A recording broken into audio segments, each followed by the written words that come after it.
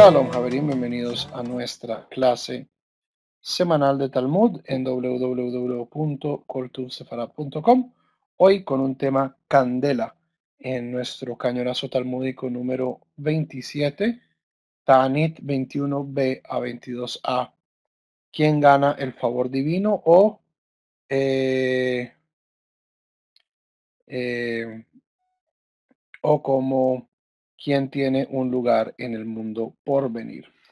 Entonces, estas son tres agadot. Este es material no halágico, sino agádico, muchísimo arameo. Entonces, Javerín, pues quédense conmigo porque si no se van a perder. Y verdaderamente esta es una sugia fantástica y bastante breve también. Ok.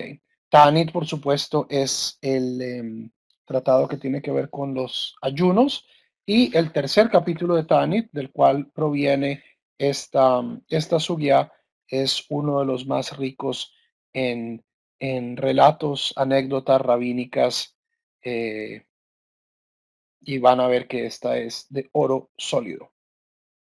Abba, Hava. Abba era un sangrador. Es decir, una persona en el mundo antiguo, la medicina pues no era muy avanzada y una de las ideas más comunes era que las personas se enfermaban por exceso, por un desbalance de los humores, ¿cierto? La medicina Galeno y antes de él Hipócrates hablaban de que el ser humano estaba compuesto por cuatro humores, cuatro fluidos correspondientes a los cuatro elementos del mundo antiguo y que cuando había un desbalance, pues esto llevaba a la enfermedad y una de las formas terapéuticas más eh, extendidas era hacer sangrados. Hoy sabemos que esto no es necesariamente eh, muy provechoso, pero entonces tenemos Abba Nahava. Este era Abba, que era un rabino, pero era también esa era su profesión. En el mundo antiguo todos los rabinos tenían profesión, todos los rabinos trabajaban. Algunos eran leñadores, otros eran comerciantes, otros eran agricultores, herreros, orfebres. Esta idea del koilel, donde la gente pues estudia y estudia y estudia sin dedicarse a una profesión, es algo que en la época talmúdica hubiera causado horror. Ciertamente, pues el sistema de prebendas y de subsidios del Estado de Israel, en el que buena parte de la población puede estudiar Torah todo el día, entre comillas, sin dedicarse a algo provechoso, es algo que a los rabinos del mundo antiguo le hubiera resultado no solo infame, sino muy extraño. Entonces, Abba Nahava. Abba era un sangrador. Todos tenían profesión. O sea, los que no tenían profesión eran porque eran ricos. Atei leish lama mimetivta de Rakia Kolyoma. Y a pesar de que Abba pues no era uno de los grandes rabinos, de las grandes luminarias, y además tenía una profesión un tanto ruin, Ateile Shlama Mimetivta de Rakia Kolioma. Todos los días él recibía paz o un saludo de la yeshiva de arriba. No sabemos exactamente esto qué significa, una especie de favor divino, una especie de iluminación, una especie ¿cierto? De la yeshiva de arriba le mandaban saludes todos los días. Ul Abayei. Mientras que a Valle, Kol Male Yoma de Shabbat. A él solo le mandaban saludos de la yeshiva celestial los viernes. Le Rava y a Rava Kol Male Yoma de Kippurei, en todas las vísperas de Yom Kippur, una vez al año. Ok, entonces, para que nos ubiquemos un poquito en el espacio y en el tiempo, estamos hablando de Amoraim babilonios de la cuarta generación. Amoraim babilonios de la cuarta generación, incluyendo a las dos grandes superestrellas de esta generación, que son Rava y Abaye. Aquí están. Rava y Abaye, las dos figuras más importantes de esta generación, y a pesar de ser las figuras rabínicas más importantes, muy prominentes, hay este personaje Abba, que al parecer recibe favor divino cada vez con mucha más frecuencia que ellos. Habaka Hal Shadate de Abaye. Abaye estaba muy preocupado, literalmente su voluntad se debilitó. Mishum de Abba Umna, por esta disparidad entre su favor divino y aquel de este Abba Umna, de este mero sangrador. Amruley, le dijeron, no sabemos si este le es quién, si es la gente o es Dios o quién es que le dice, no matzit le mei abed que uvadei. Pero Abaye, pero ¿por qué te preocupas si tú no puedes hacer lo que él hace? Es decir, tus acciones no son equivalentes a las acciones de Abba. Umay Haba Uvdei de Abba Umna, ¿cuáles eran estas acciones de Abba el sangrador? De Jijaba Abid Milta, cuando hacía su trabajo, cuando hacía su cosa, literalmente. Haba Mahid Gabra y Lahud Benasha y Lahud. Atendía a los hombres por un lado y a las mujeres por el otro. Recordemos, el sangrado era un proceso médico, la gente tenía que descubrirse, era pues algo impudoroso y en ese caso, y nosotros sabemos del Talmud que esta gente ponía sus negocios en la calle. Todos los negocios ocurrían en la calle, Javier. Nadie,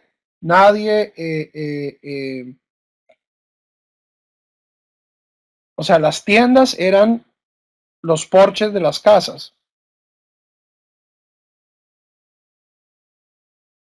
En muchos casos como un bazar o en el campo. Entonces, en este caso, él era cuidadoso de atender a las mujeres por un lado y atender a los hombres por el otro para preservar la modestia. ¿Ok? De nuevo, no estamos aquí hablando, aquí no le vamos a dar pues contentillo a esta idea, a esta idea que es verdaderamente una idea reciente de que los hombres y las mujeres deben estar separados en todo lugar, pero ciertamente en un lugar donde hay pocas ropas y donde es una situación de pues comprometedora, pues es preferible cierta segregación. Ve'it le levusha de it beikarna, de Javad Bezia. Igualmente, Abba Umna tenía un delantal, tenía una prenda que tenía un espacio para poner la copa, ¿cierto? El sangrado se hacía con sanguijuelas o haciendo cortes en las venas y la sangre se recibía en una copa. Entonces tenía un delantal con un bolsillo, con su copa, ki kuslita ki havat, o sea, en la copa recibía la sangre. Ki havat atia lei iteta, cuando recibía a una mujer, iteta en arameo es mujer, isha en hebreo, lo que es una tav en arameo, en hebreo es una shin, en muchos casos. ¿cierto? La palabra en hebreo, la palabra en arameo es Torah. Torah es shor en hebreo, es decir, toro. Cuando llegaba una mujer, Java Malbishla, Kijeji de Lonis Takelba. Entonces, cuando tenía que atender a una mujer, la tapaba con este delantal para no tener que ver su desnudez cuando estaba sangrándola.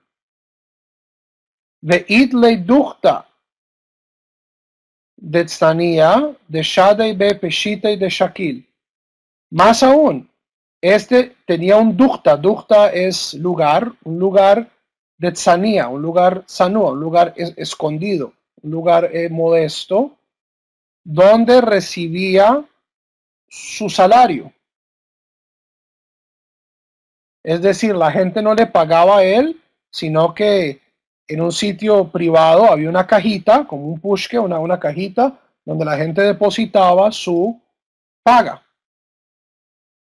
Porque de it lei shadei de leit lei lo michsafei. Aquel que tiene de it lei shadei, pone en él. De leit lei, aquella persona que no tiene, lo michsif, no iba a ser humillado.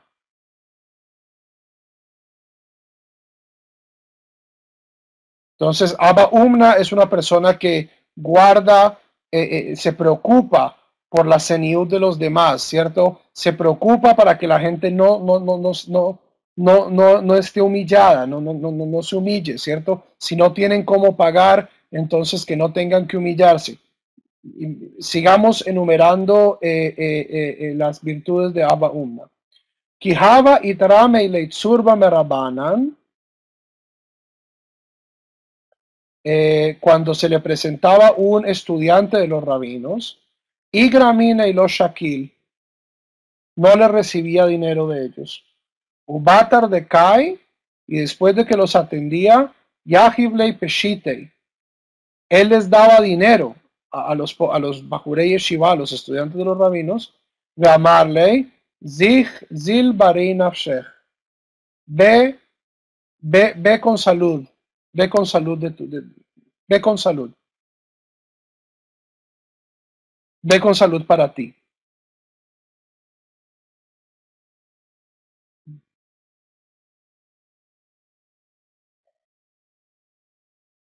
Yom Ahad, un día. Entonces, estas son las virtudes de Abba Umna, que es una persona pues que no es un gran rabino, pero vemos que en su práctica cotidiana, que es una profesión bastante baja, Abba Umna aprovecha para hacer mitzvot. Ok, esta es una drasha de, si mal no estoy, del Radak, de Rabbi David Kimhei, son los rabinos sefardíes más importantes del siglo XII, que dice, ¿por qué hay tantas mitzvot? ¿Por qué hay 613 mitzvot? Esto es ridículo tener tantas mitzvot.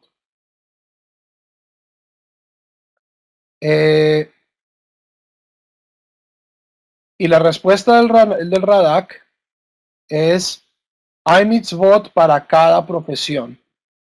La Torah justamente tiene esa diversidad, tiene esa pluralidad para que en toda circunstancia yo pueda hacer mitzvot.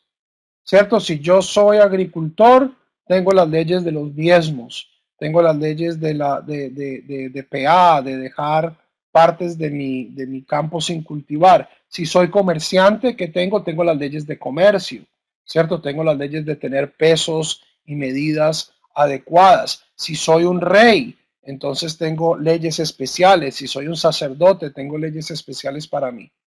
No hay ninguna profesión y no hay ningún campo de la experiencia humana que esté sin mitzvot.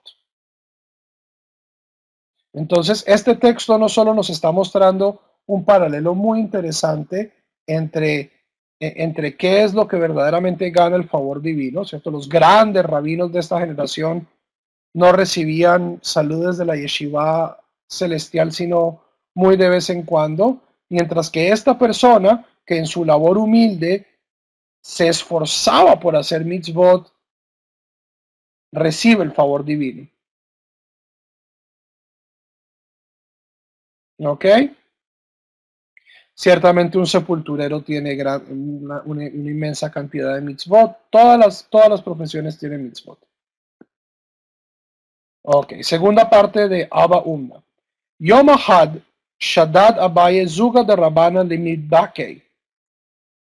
Abaye todavía no se cree el cuento de que esta persona sea tan fantástica y un día envía a un par de rabinos para que lo prueben, para que le hagan una prueba a Abba Umna.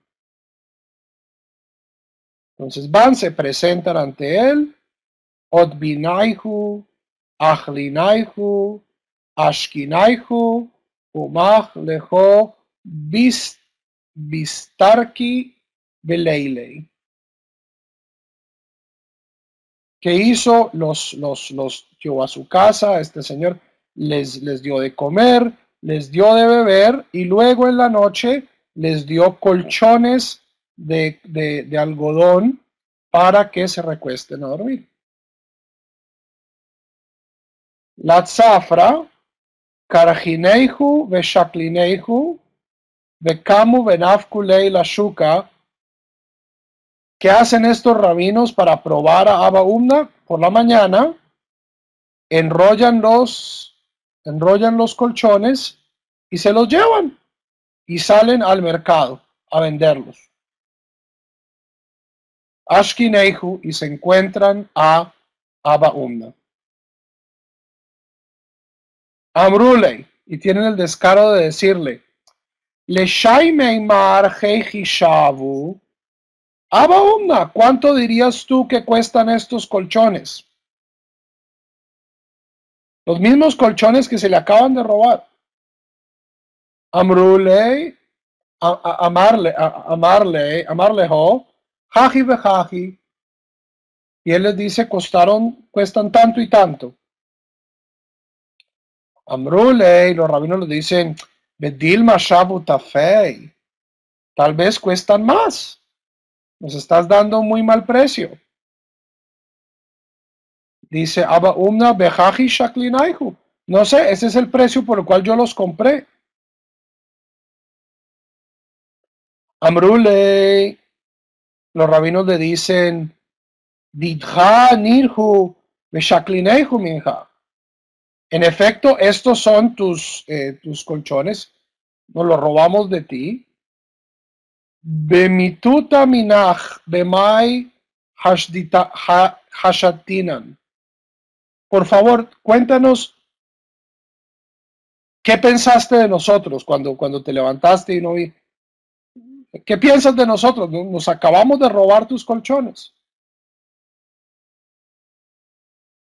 Amrule, Amarlejo, dice Abba Umna, Amina, dije para mí mismo cuando me desperté y no vi los colchones, Pidion Shvuyim Ikla Lejo le Rabanan, que ustedes tenían que cumplir la mitzvah de redimir a los cautivos. Veaxifu le Meimarli, y tenían pena de decirme, y por eso pues van a vender mis colchones para redimir a un cautivo, eso está bien. Amrulei, los rabinos le dicen, Hashta Neshaklinei Humat. Tómalos. Esto era una prueba, tómalos colchones. Amar Lejo, dice, responde, Abba, Behahusha ata, Ashitineihu medaata y letzedaka habe. Desde que vi que estaban faltando, en mi cerebro yo me deshice de ellos y los doné para Sedaka.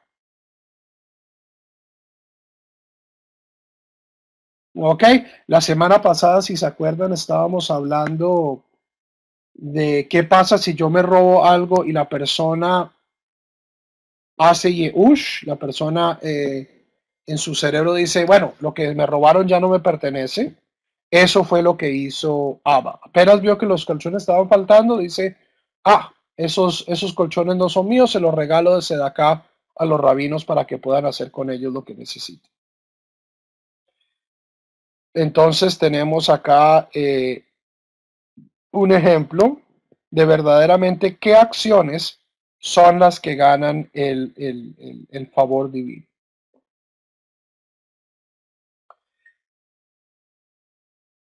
No solo desprendimiento de materiales, o sea, esta historia no es solo que él dio acá.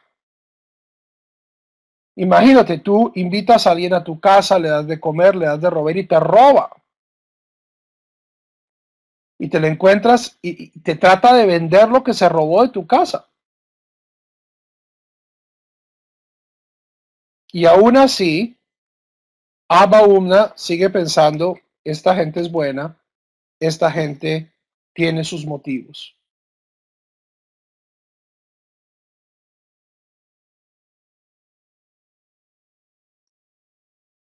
¿Ok? Un pequeño paréntesis.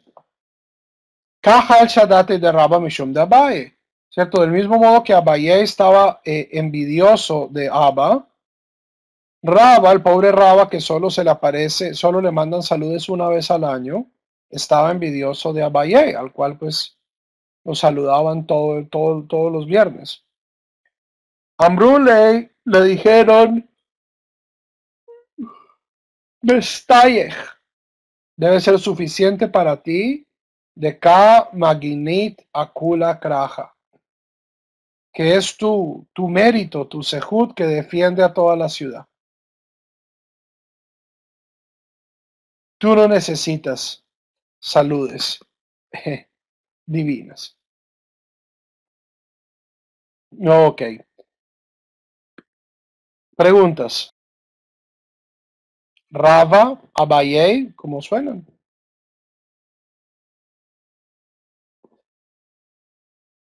Ok. Rabbi Beroka, Josa'a.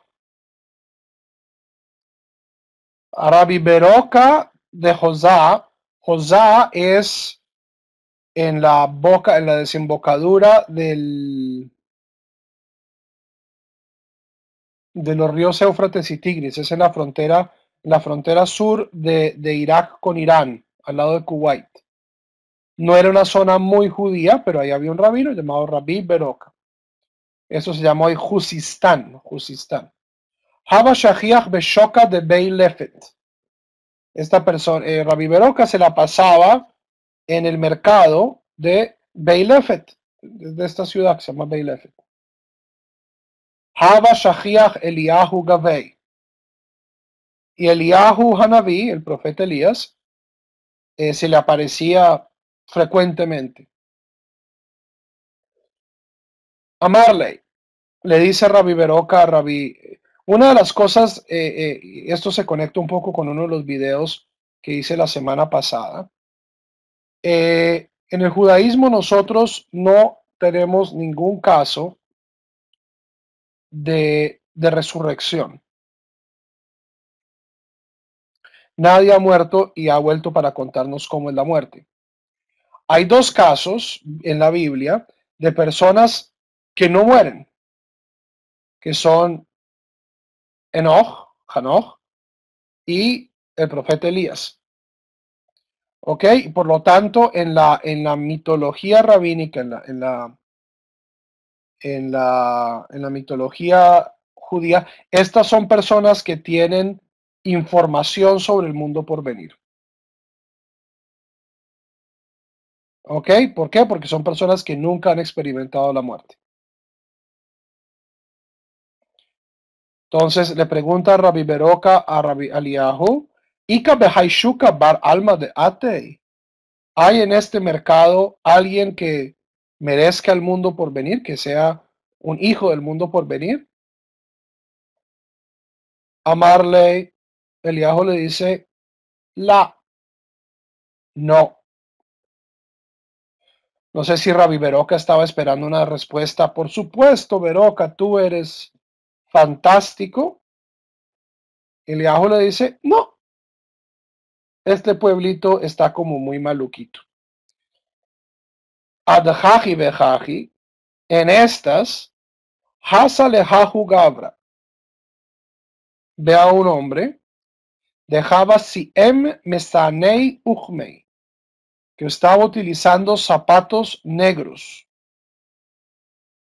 Es una especie de botas negras. Velor ramei juta de tejelta beglimei. Y no tenía un hilo de tejelet, no tenía un hilo de celeste en su camisa.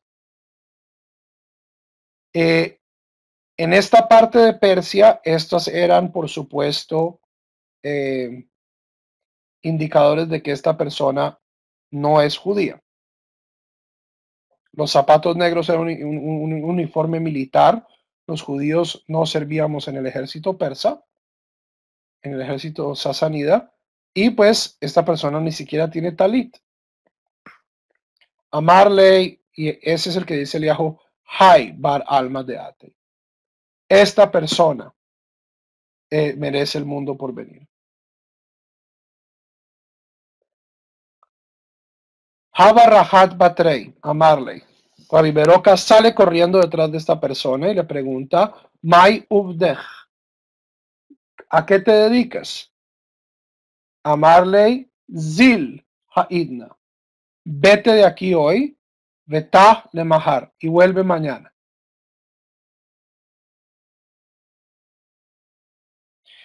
El talit era la prenda exterior de las personas. Esta idea de que el talit solo se usa cuando yo estoy rezando es una cuestión moderna. En el mundo antiguo la gente tenía togas, es decir, ruanas, ponchos, zarapes. Eso es lo que la gente usaba. Cosas de 4 esquinas. Y pues por supuesto, si tiene 4 esquinas, tiene que tener tzitzit. Entonces, en el mundo antiguo, el talit era la ropa exterior. ¿Ok?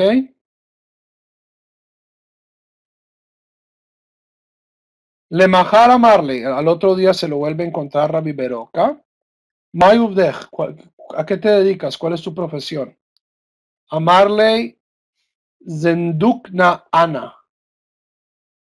Yo soy carcelero. De nuevo, una profesión más bien villanesca. Ve Asarna Gabre y Lahud, ve Nashe y Lahud. Y cuando me toca cuando me toca encarcelar a la gente, pongo a los hombres en un lado y a las mujeres en el otro. Verramina puraya purai beinhanei lehanei kihaije delulaitu lidei isura. Y pongo mi cama entre las dos celdas, entre estos y estos, para que no caigan en transgresión.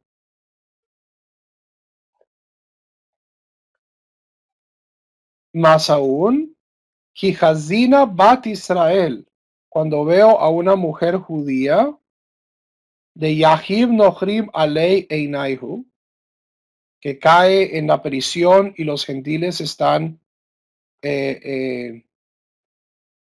ponen en ella sus ojos, Masarna Nafshai Umatzilna, arriesgo mi vida y la salvo.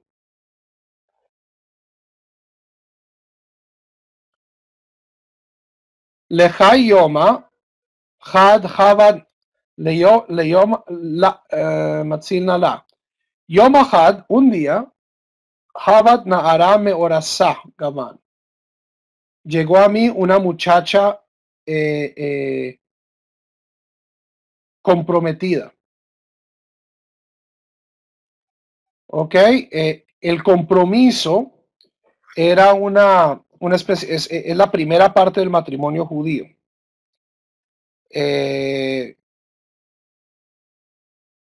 Y una pareja podía estar comprometida un año sin consumar el matrimonio, eso ya era nisuin. Pero toda relación después de kiddushin, que es el compromiso, eh, era considerada adulterio. Entonces aquí tenemos una muchacha que desde la perspectiva de la halajá está casada ya, pero desde la perspectiva de la ley gentil que no reconoce erusin, que no reconoce el compromiso, era soltera. ¿Ok? Es un caso complicado. Entonces, un día llegó a mi celda Nahara Meorasá, una chica comprometida, de Yahibu Banohri Meinaihu, y los gentiles le echaron el ojo. Shakley Durdaya y de Hamra Beshadeila Beshipula. Tomé una copa de vino y se la salpiqué en los pies. Ve Amrei, para que dijeran, Distanahi, para que dijeran, ah, no, está menstruando. Es importante anotar en este momento, Javerín, que los persas, los habitantes de Irak en ese momento, los sasánidas, eran zoroastrianos en la época del Talmud, en la época que se está describiendo. Eran zoroastrianos. Y los zoroastrianos tienen ideas muy similares sobre, a los judíos con las cuestiones de Tumá y Tohorá, de pureza e impureza. Los zoroastrianos no tienen relaciones maritales en la época menstrual, entonces esta fue una forma inteligente del guardia de salvaguardar pues el honor de esta muchacha. Ahora, una cuestión interesante sobre sobre las leyes de pureza de los zoroastrianos, al menos antiguamente, es que estas eran muchísimo más estrictas que las leyes de la Torá. De acuerdo a la Torá, los elementos naturales, la tierra, el fuego, el agua, no pueden recibir impureza. Lo que recibe impureza, lo que recibe tumá son kelim, son objetos artificiales. Para los zoroastrianos, eh, todo puede recibir impureza. El aire, el agua, la tierra, el fuego. Y el fuego para ellos es sagrado. Igualmente la tierra, los cuatro elementos son sagrados, por lo cual los zoroastrianos no enterraban a sus muertos, porque eso sería desecrar la tierra. Lo que tenía unas cosas que se llamaban torres del silencio, que eran unos edificios huecos donde botaban los cadáveres y los cadáveres ahí contenidos eran consumidos por las aves, por las aves carroñeras. Y luego los huesos eran pulverizados pues para que no impurificaran nada. Y eso hacia el final de la época talmúdica, justo antes de la conquista musulmana de Irak, causó grandes problemas. Hubo una serie de reyes persas muy fanáticos que prohibieron que los judíos enterraran a sus muertos. Eh, eh, y pues lo cual llevó, por supuesto, a entierros clandestinos eh, y la cosa pues no acabó muy bien ni para nosotros y eventualmente pues para ellos tampoco. En cuestiones de nidá, en el judaísmo, pues, el agua no recibe tumá, el agua remueve la tumá. De acuerdo a la religión zoroastriana antigua, el único elemento que no recibe,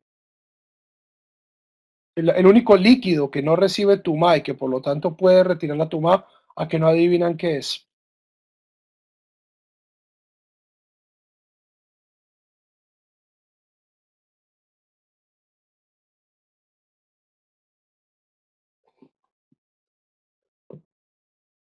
La orina. Entonces las pobres mujeres zoroastrianas tenían que ir a la mikve en un barril de orina de toro. Como dice este Breslev, Eisekef Lihiot Yehudi. Qué fantástico, qué fantásticamente divertido es ser judío. Porque los cuadrúpedos grandes hacen mucho orín, Jared. Si tú te pones a recolectar orín humano para llenar un barril, te sacas un ojo. Pero con cuadrúpedos grandes, caballos, toros, etcétera, la cosa fluye, literalmente. Entonces, una pequeña desviación sobre el contexto histórico de esta sugya. Den gracias a Dios de que no son zoroastrianos, especialmente las mujeres. Amarley, Rabbi Beroca está muy sorprendido, le pregunta, Maitama lach hutei verramit mesaane ujame. ¿Por qué no tienes talit? ¿Por qué te pones esas botas? ¿Por qué te estás disfrazando de gentil?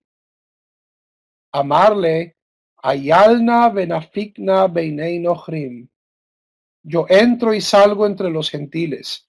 Kijeji de Loli Dayu de Yehuda Ana.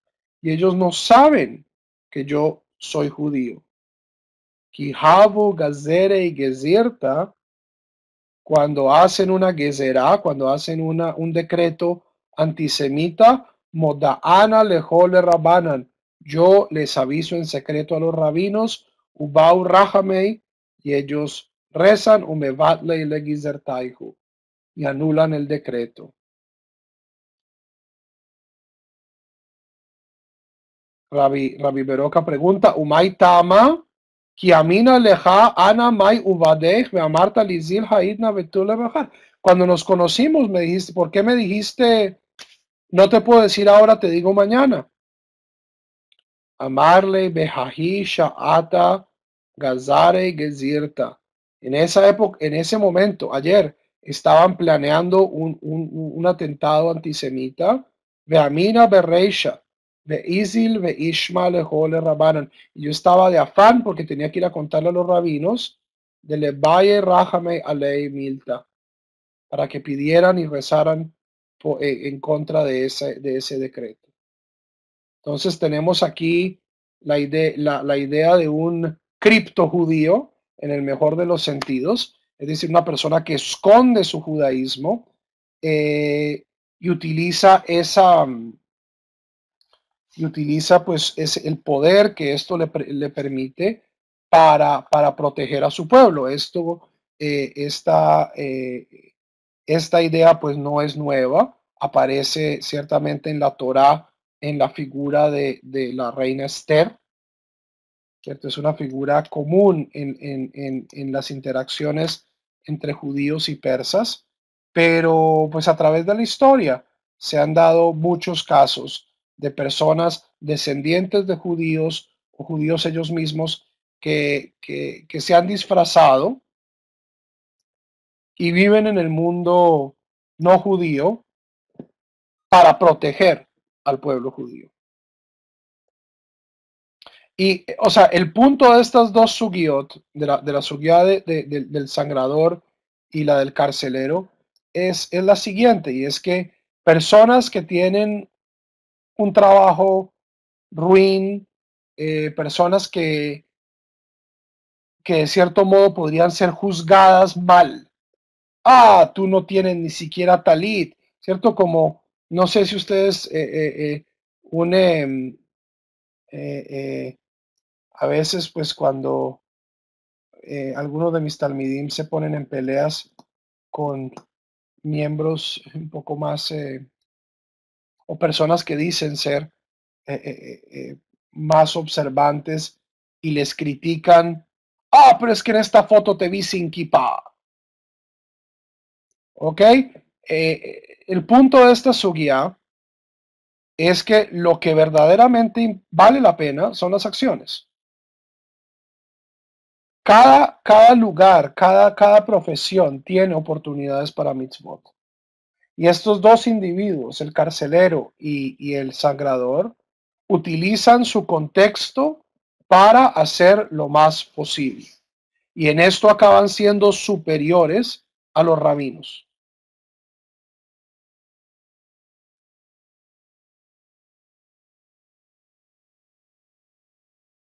Por último,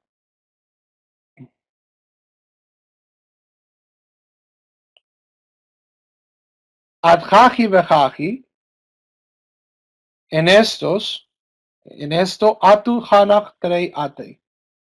Llegaron otras dos personas y dice Eliahu, hanach nabi benei alma de ate nilhu. Estos dos también merecen el mundo por venir. Azal le gabaihu amar lejo. Rabbi Beroca se acerca a ellos y pregunta, Mayu badaihu, ¿a qué se dedican? Amrulei, le contestan, Ineish bedujei anan. Nosotros somos guasones, somos payasos.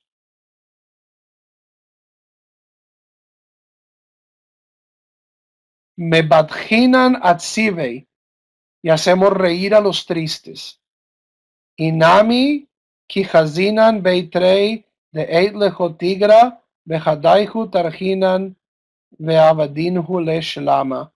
Igualmente, cuando vemos a dos personas que están peleando, tratamos de hacer la paz entre ellos. Entonces, tenemos tres profesiones muy bajas, bufones, carceleros y sangradores, que en su contexto y en su espacio hacen mitzvot y en esto son muchísimo más grandes que los grandes rabinos de su generación. Hasta aquí la sugya. Preguntas. Eliahu, ¿es necesario esconder nuestra identidad como judío a causa de la persecución? Si la persecución es muy grave, vivir es una mitzvah. Preservar la vida es una mitzvah. Hacerse matar en vano no es un valor judío.